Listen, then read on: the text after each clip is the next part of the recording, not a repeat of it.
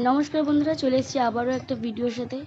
সবাই জানো এত গরম পড়ার পরে অবশেষে একটু বৃষ্টির মুখ দেখা গেছে।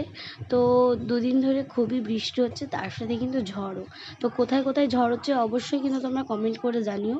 আর এইদিকে পুকুর আছে, তো সকালবেলা ওয়েদারটা ভীষণ ভালো ছিল এবং ভীষণ ঠান্ডা লাগছিল। তো যাই হোক, কথা বলতে বলতে দেখো আমাদের পুকুরে আমি চলে এসেছি।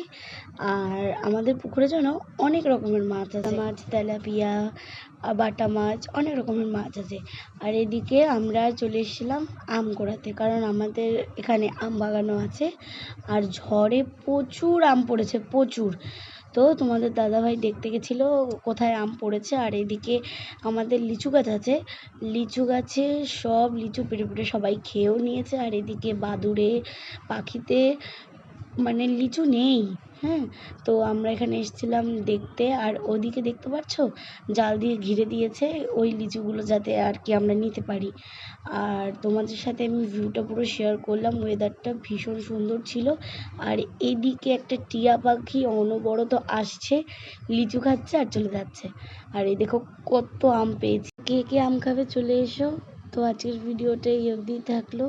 তো আবারও দেখা হবে আবারও একটা নতুন ভিডিওর সাথে।